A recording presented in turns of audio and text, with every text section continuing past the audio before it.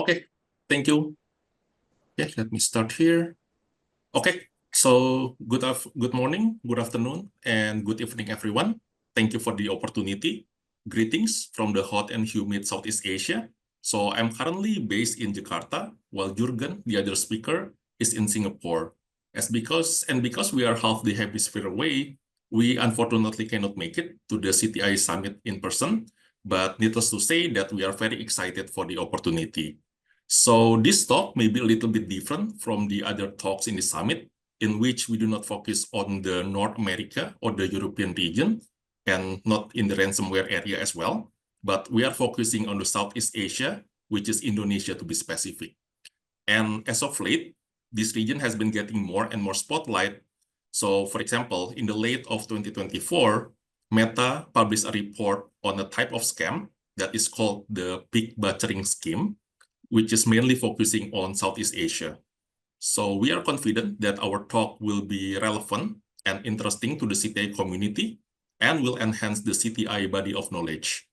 And without further ado, please enjoy our talk on bridging CTI and fraud on the social media front. But mom, I need to spend more time on social media, which your mom tell you to spend less time on, but we will argue the other way around. Okay, but before, please allow us to introduce ourselves a little bit. So I'm Daniel. I'm currently leading the cyber defense team that consists of a team of incident responders and CTI analysts. And I'm also accompanied by Jurgen. Hey everybody, thank you for having us, and glad to have some added value to the cybersecurity community here at SAN. So thank you. Thank you, Jurgen. So basically, this talk focuses on covering the CTI topic that relates to the fraud domain in Indonesia. We will also talk about leveling up the CTI program from level 1 to level 2 according to the CTI maturity model. We will discuss about the threat actor criteria and some of the real-world social media frauds that we observe, then the challenges of collection and brand protection, then moving on to the takeaway of the CTI program, and finally, we will talk about our journey and also the stakeholder management. I want to reiterate that although the examples are from Indonesian fraud, the challenges and takeaway are global. So we believe that you can relate to this presentation, whatever your region of interest is. Okay. So why are we even talking about this, right? Well, we believe that fighting frauds on the internet is like gardening. Initially, you will have a beautiful garden that is full of flowers and trees. Over time, the seeds of invasive plants will come. They will start growing in your garden because it is comfortable for them due to the right level of moisture and sunlight. The weeds grow fast and begin competing for natural resources with your favorite plants and eventually overshadowing everything. Now your initially beautiful garden suddenly resembles a jungle that you don't recognize. You can think of brand reputation as the garden in this case. You need to remove the invasive plants before it starts harming your favorite plants. And in the case of your brand, you need to detect the frauds early on and take actions before it starts harming your customers and your reputation. Okay. So we believe that CTI can help with this problem. Although CTI is not usually focusing on fraud, a good CTI analyst is blessed with a lot of things. For example, the first one is collection skill. A good CTI analyst knows what is necessary to collect. Second one is strong analysis skill, which is no debate here. This is a must for a good CTI analyst. Third one is ability to dive deeper into a topic and try to find the best solutions. So for example, using threat hunting and detection capabilities. The fourth one is a strong stakeholder management internally. So a CTI analyst needs to have a good working relationship with a lot of the teams within the company. And lastly, CTI is also closely related to CSIRT or the other similar teams that can help with the takedown function. So this makes responding to an incident more seamless. Okay. Now, let's take a look at the threats in this domain, some of which you may already be familiar with. Okay, we argue that CTI, or company in general, should prioritize customer safety in their platform above all else. That will eventually impact their reputation. A brand reputation could be damaged if it's perceived to be insecure or full of scammers by its customer. And guess what? Even if a social media platform is not good at weeding out the fake accounts in the platform, it is likely the impersonation target, which is your brand in this case, that bears the burden of reputation. That being said, let's take a look at the threat landscape in developing nations. Case in point is Indonesia, which is located in Southeast Asia. So it is the country in yellow in this map, or orange.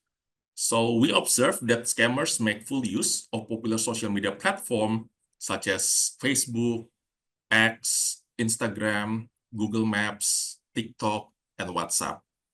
And I kid you not, sometimes they even use a more niche social media platform, such as Bumble. We know a case where in which the victim was redirected to a fake website that impersonating one of the popular services here in Indonesia by the person who he or she met on Bumble. Crazy times, right? You are looking for love, but you got scammed instead.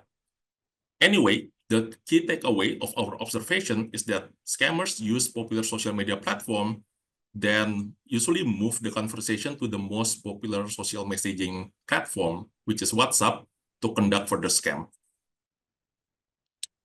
We believe that the low digital literacy in Indonesia also contributes to the number of scams, and it is also the responsibility of the brand to educate them and to close the gap, which we are going to discuss later on. Okay, so who are the fraudsters that we are looking at here? From our observation, they usually live in the more rural areas. They are financially motivated, of course. They have low to medium in their sophistication of tech, also medium in their sophistication in social engineering. They, of course, have the expertise in social media. And depending on the type of frauds that they are conducting, they often hold multiple SIM cards, which, yes, you can pretty easily buy multiple SIM cards in Indonesia. Now, let's take a look at the first threat here, which is the fake customer service. This is one of the most common ones. It is perpetrated by pretending to be the customer service of a brand, interacting with the customers, and then convincing the victims to surrender password, OTP, transfer some money, or the others. So let's see if I can use the highlighter here. Oh, maybe the laser pointer will do. So in this one, in the first screenshot that I took, you can see that I get tons of hits when I search for a customer service of one brand, of a popular brand in Indonesia. And what is even crazier is that in the platform, when I follow the real brand account, the fake customer service account will swarm me with follow requests, as you can see here in the second screenshot in the middle. And they also message me pretending to be the real brand account, which you can see in the third one. So they have similar names, they have the same logos and stuff like that. And this happened within seconds of I following the real account. So again, back to the second screenshot here, you can see that the follow request came 35 seconds ago, 36 seconds ago, 41 seconds ago, and etc. So yeah, that's that. Okay, oops, oh, sorry. Okay.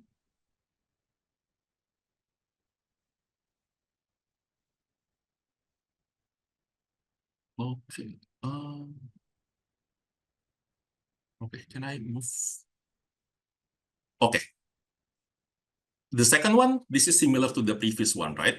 But rather than the customer stumbling upon the fake customer service account, the fraudster actively hijacking the customer's conversation. As you can see in the picture on the right, you see that there are two different kinds of handles. So the first one, the bottom one, this is the handle that was being mentioned by the customer, and this is the real brand handle. And there is also the second one, as you can see here, which is quote tweeting the first one that is pretending to be the customer service. So this is what we call the hijacking.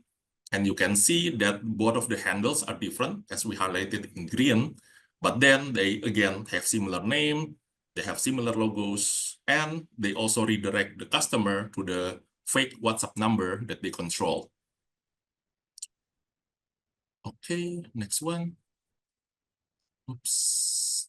I think, Daniel, if you go to the left bottom, there's a button, I think, in the PowerPoint presentation that does annotation, the CC. You can press that again, so it's disabled again.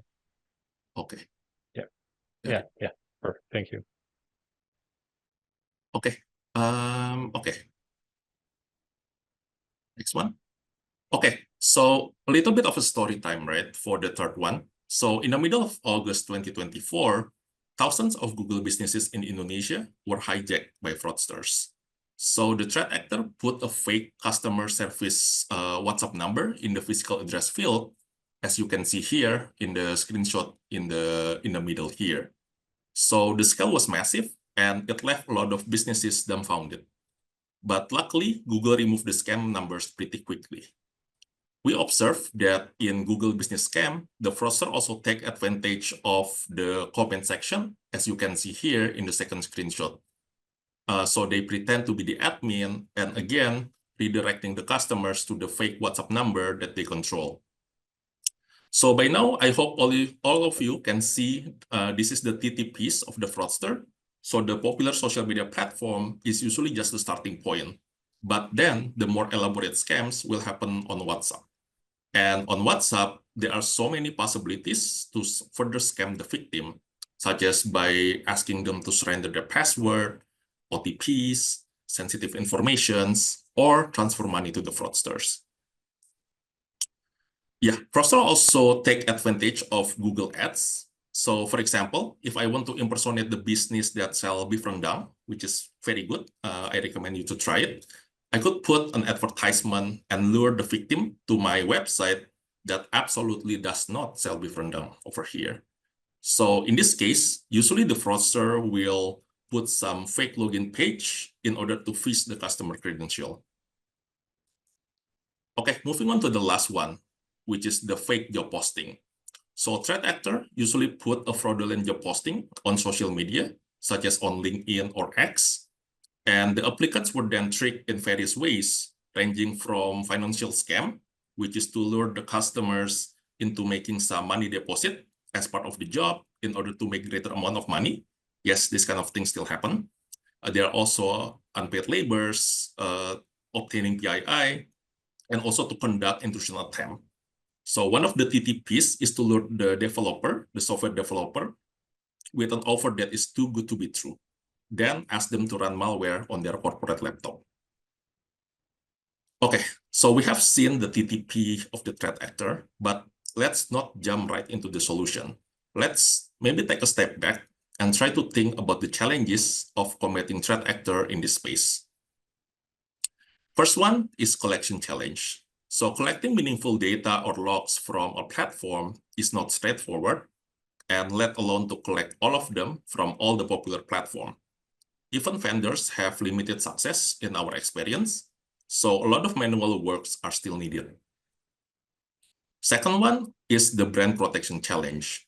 From our experience, customers have little to no means of protecting themselves, which creates an over-reliance to the platform. Moreover, protecting brand may not always be free. Takedown requests from the brand to the platform often gets delayed as well. And what is frustrating is that customers do not always know why a takedown request was denied or why a legitimate account was suddenly being suspended. Lastly, threat actors also leverage some kind of automations to scam customers, and brands have very little to no means of combating it, such as what we see in the first fraud, in which the fake customer service account messaged me within seconds of me following the legitimate account. Our suggestion is to work closely with the platform, ask for budget for brand protection, if possible, and still do the manual work. Okay, with that, I will hand it over to Jürgen for talking about the CTA program. All right. Thank you, Daniel. I just realized I cannot do annotation because that was the original plan within Zoom. So I'm just gonna announce next slide when we need to move next slide as you have mouse control. Okay. if I look at what Daniel has presented, it's the context of the threat landscape, Southeast Asia. He talked about the threats and trying to get to a solution, but first articulating the challenges that are involved within this activity. And the challenges are actually not solvable directly with technology or more money in the sense of buying a better solution. They are mostly resolved by process and people. So if you can go to the next slide, Daniel, we're going to talk a little bit about how we try to have our learnings from our best practices to try to solve this issue. So first, before you start looking at social media accounts for takedown, know what you own. And that is apparently also a challenge sometimes. And we just try to learn, okay, what do we have? And then the next question we have, okay, who's supposed to know that? Then we go to the marketing team, we go to the social media team and try to get all the accounts together in one list.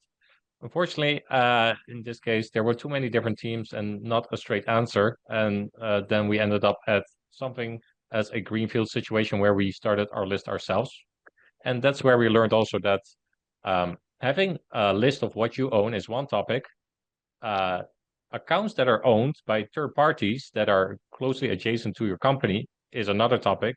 And then another topic is if you have fans or customers that really love your product that create also other social media accounts is another topic. So having this in a clear list helps you make clear differences with what is legitimate and not legitimate. Okay, next slide.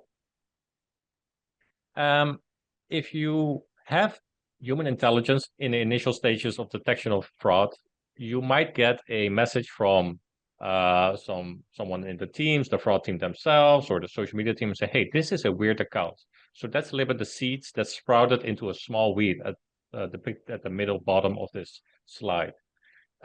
Taking that and directly going to takedown is, of course, the most basic thing to do. But before you do it, write down the characteristics of this fraud attempt or this fake account, and try to use that to do threat hunting and find other weeds within the garden. So you can do a bulk takedown from them as well. And if you have done that as phase 2, you can go even to the left top side where you can create use cases for future detections and try to take that down. Now, unfortunately, the collection is not automated because of the limitations some of the platforms have, but you might get close to it in some shape or form, either a scheduled threat hunt that you can do manual, or you really try to create some form of rule within like Google Alerts or even within the platforms themselves if they allow it to. Okay, go to the next slide. What is also rarely discussed in the CTI material that I studied, getting certified and in the road to running our CTI program, is that there is not a lot of discussion about a takedown function. Although in most cases, a simple social media account or a fake website can be taken down easily. It's just rarely discussed. We have attempted in this slide to articulate how we did it. So one is stakeholder expectation, meaning if you have people in the company that want things to be taken down quick, you need to set the expectation that it's not always directly done, especially with domains. Social media accounts, sometimes they get taken down, but sometimes not because the case is not strong enough. So there's a lot of gray area there. The second step is that establish a public channel and making sure that people know where you are so they can bring that human intelligence, those observations to you as quick as possible. And also that they can see other reporting. So there's no double reporting. Third one is that I established comprehensive tracker. So at the bottom, you can see here on the slide a few columns you can put in the tracker. So you can basically track all the takedowns have been done. Sometimes you initiate a takedown, you don't hear anything back, and then you basically forget about it. Now, with a tracker, you can maintain that and reattempt a takedown a month later. Maybe there's more traffic on that account and they expose their hands a little bit more. Number 4 is when you instruct the submitters, hey, give me this information, and this information, so I can do my job quicker, faster. 5 is monitor the channel daily. So every time there's submissions coming in, try to make sure that you're real-time taking down, but do it in bulk, because if you do one by one takedown, it's very time-consuming. Hence, talking to the platforms in step 6 is very handy, and having a connection with the platforms, the social media platforms, is very effective in that sense. So if you can go to the next slide. Working with the platforms is instrumental to doing bulk takedowns because if you do single takedown by single takedown, like report, it's very time consuming. But if you do it in like groups of 5 or 10, and you work closely with those respective social media platform owners, you can accelerate the process.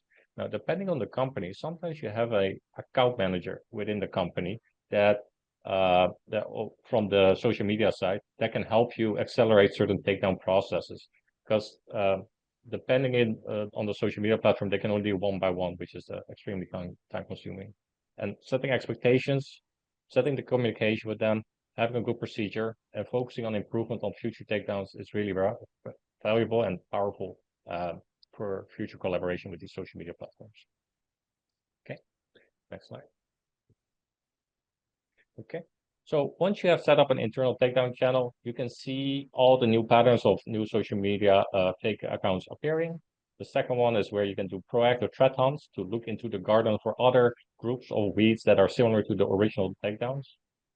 And third, maybe if you're lucky, you can use tools like brand monitoring solutions, although sometimes pricey, and sometimes not even in the scope of your CTI program or InfoSec budget, used by other departments, let's say within the fraud department. Those tools you can augment basically your overall approach between proactive threat hunting, having that internal human intelligence stream of internal takedown channel, and those brand monitoring tools will give you pretty much a good overview of different angles of tackling this problem. Okay, move to the next slide. And then last on this topic, we rather not really solve the problem. And the key issue in Southeast Asia is there's large population, high social media penetration, meaning lots of people have phones and they all use social media. The problem is the digital literacy is quite low, and because of that, they get exploited by the threat actors, and that translates to a lot of scams and money loss within the region. User awareness education, either from their apps point of view or working with the government to accelerate that, is very important. Making sure that your product security improvement can help defer fraudsters with adding more fraud rules and doing more sophisticated things at the back end. And third, trying to really understand the threat actors TTP, depending where they're coming from, and doing more bulk overall takedown of those threat actor groups. But again, you cannot remove all the threat actors due to the nature of the social media platforms being easy to fake. It's accessible for everybody. And yeah, it still remains a garden. You cannot control the weeds not coming in, but you can signal early and get rid of it early as well. Okay, next slide. So if we zoom out even further, we spoke about the context, the threats, we spoke about the challenges and the solutions we came up from a people and process point of view. And the last part is a little bit about the origin of why we actually came to all these capabilities and items. So I'm going to get a few slides in there. Go to the next slide. This is a little bit more a referential slide. I'm not going to talk about all items here, but in a nutshell, we ran our program. We studied all the theory, we got the budget, we got the tools, and after a couple of years, we just had learnings that the theory said one thing and the practical experience was different. So I want to start at the first line only and just saying, like, the theory constantly was repeating, you need to do top-down CTI requirements. But the reality is, you come into an organization, they don't know what the threats are actually. They just hopefully will get solved in some way or other. And we learned internally to provide CTI products, mock-up products to internal stakeholders. They were quite happy to see that product and they gave us feedback. This is a simple case of people don't know what they want until they see what you're providing to them, and then you can get that feedback. So mock-up products is a very big learning on that. If you want to know the rest of all these learnings that we got, there is a slide deck I published a while ago on correlatedSecurity.com. This has a lot of learnings on this topic as well. We can move to the next slide.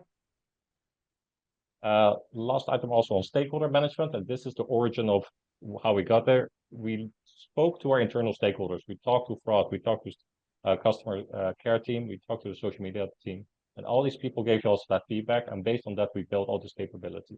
So this didn't came from theory. This didn't came from some vendor that told us everything. This is really internally listening to those people that are seeing value in the CTI program. Okay, and then the last slide. So to measure this all, CTI CMM has published recently a new version, the version 1.1. And within that, there's a fraud module added or domain. And that has 3 use cases. And hopefully within this presentation, we help you guys to make a leap from level 1, which is generally ad hoc monitoring, and try to push into level 2 on all 3 domains by having a form of automated detection and making sure you proactively take down all these threat actors. And then we move to the bottom line at last, instead of the bottom line up front, which is a repetition of what we spoke to in the beginning, which is we're trying to help you guys from a level 1 to a level 2 CTI capability on the fraud domain. The 5 different TTPs of fraudsters in the Southeast Asia context. The key takeaways on the right side that you need to establish a baseline what you have, do proactive threat hunting, work with the social media platforms, set up a takedown function, make sure that you have new fake accounts proactively be taken down, and close the loop, work with the end users to make sure that they don't get scammed. So this will solve the challenges at the left bottom, that the collection is hard, but brand protection is limited and consistently hard to manage. And a little bit zooming out that we do a bottom-up approach, and the stakeholder management with the fraud and brand protection was instrumental in creating this whole slide deck and these findings. So I want to wrap it up by here and give a back to Rick for potential questions and answers, and thank you also, Daniel.